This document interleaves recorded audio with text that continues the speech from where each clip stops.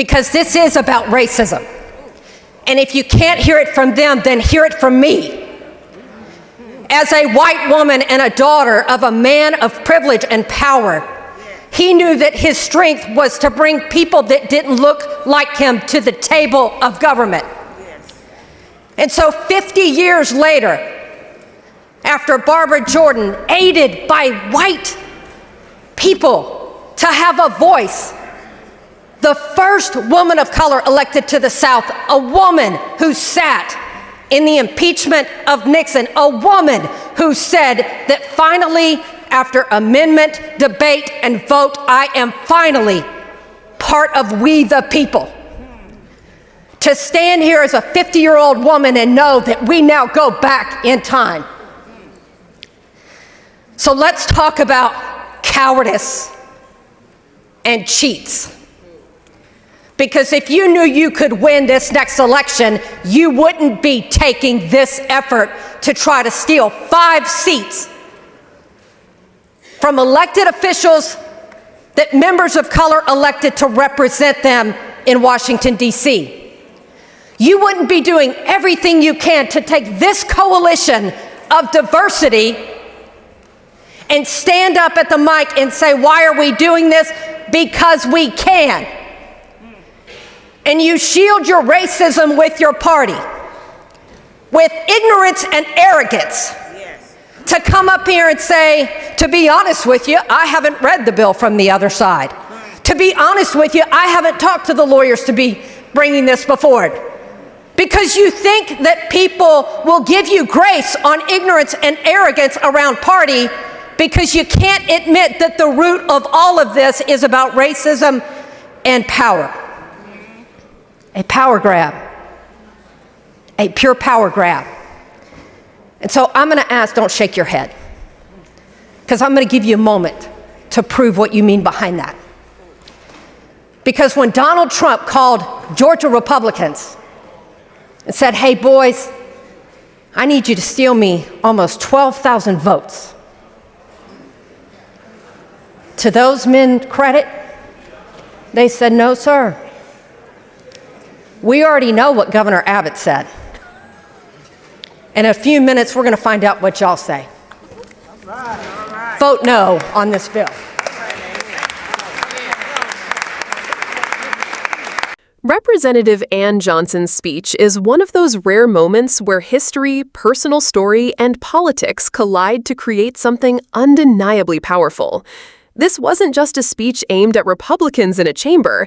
It was a reflection on where America has been, where it's going, and how far we are from living up to the promise of we the people. When Johnson invoked Barbara Jordan, she wasn't just name-dropping a Texas icon.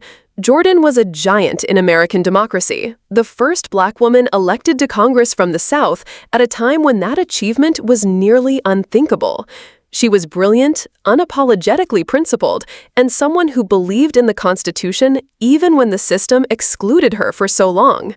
She once said, after finally gaining political power, that for the first time she felt she was part of we the people. That line is not just poetic, it's the story of America itself. The we has always been contested. For centuries, it excluded women, Black Americans, immigrants, LGBTQ people, and so many others.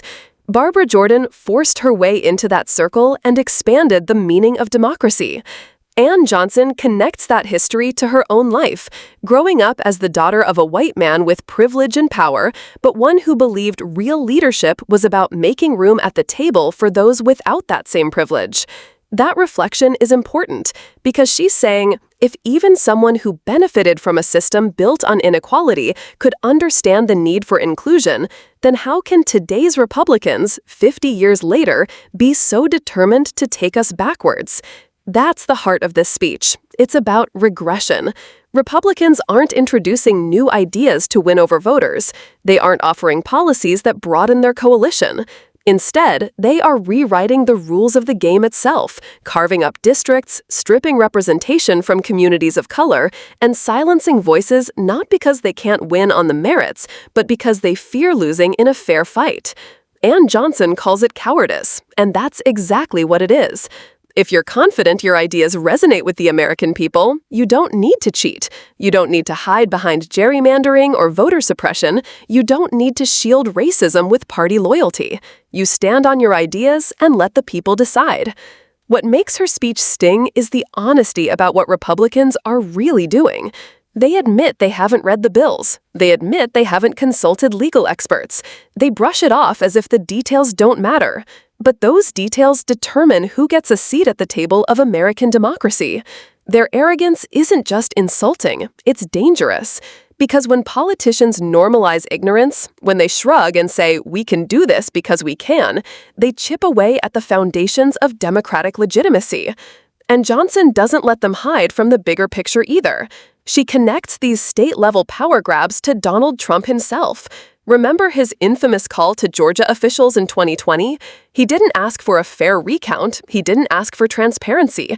He asked them to find 11,780 votes, just enough to flip the result.